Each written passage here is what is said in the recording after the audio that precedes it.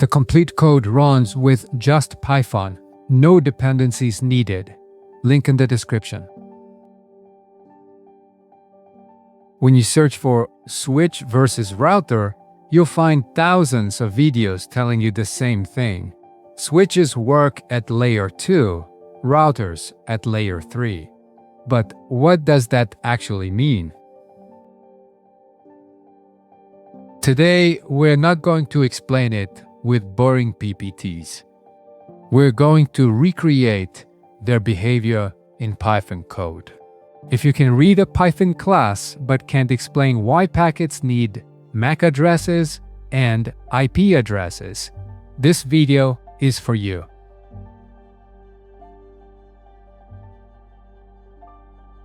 Before we write a single line of code, one frame. Every frame on a network has this structure. The outer layer is the Ethernet header, source MAC, destination MAC. This is what a switch reads, nothing else. Inside that, the IP header, source IP, destination IP, TTL. This is what a router reads. In the code you're about to see, frame ether is that outer layer, and packet IP is the inner one. Keep this diagram in your head, it's everything. Let's start with a switch. What does a switch actually do? A switch has one job and one data structure, a MAC address table. That's it. A dictionary mapping MAC addresses to physical ports.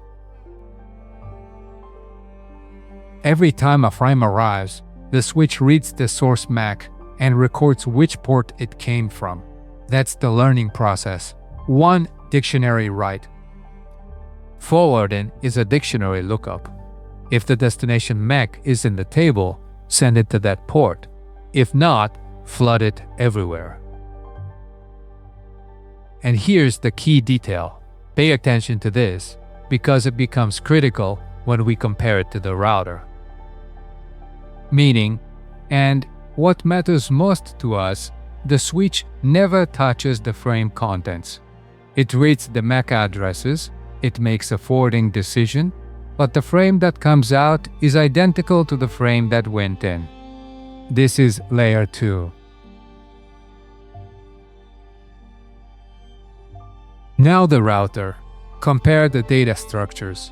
3 dictionaries instead of 1. A router needs to know about its own interfaces, about IP routes, and about IP to MAC mappings. Already more complex.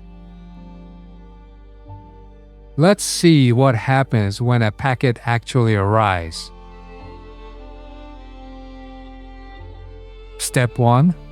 The router decrements the TTL. Already a modification. The switch never changed anything. If TTL hits 0, then packet dropped. That's how routing loops are prevented. Not optional, built in. And in reality, the one you forget until it bites you. Step 2. The routing decision. The router looks up the destination IP in the routing table. And when multiple routes match, it picks the most specific one. Longest prefix wins. That's what longest match does. The important thing, the router is reading the IP header, not the MAC header. Step 3. This is the big one. Look at what's happening. The router replaces the source MAC with its own outbound interface MAC. It replaces the destination MAC with the next hop's MAC, resolved through ARP. The Ethernet header is completely rewritten. The switch forward frames without touching them. The router rewrites the Ethernet header at every single hop.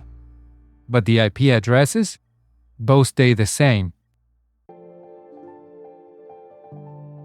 Let's see both devices working together. Host A and B share a subnet through a switch. Host C is on a different subnet, reachable through a router. The switch connects to the router on Ether 3. Scenario 1. Host A sends a ping to host B. Same subnet, only the switch is involved. First frame, flug. That means every port except Ether 1, including Ether 3, which connects to the router. The router receives it, checks the destination MAC, sees it's not its own, and discards it. Second frame, direct forward to Ether 2 only. In both cases, the frame itself was never modified. Pure layer 2. Scenario 2.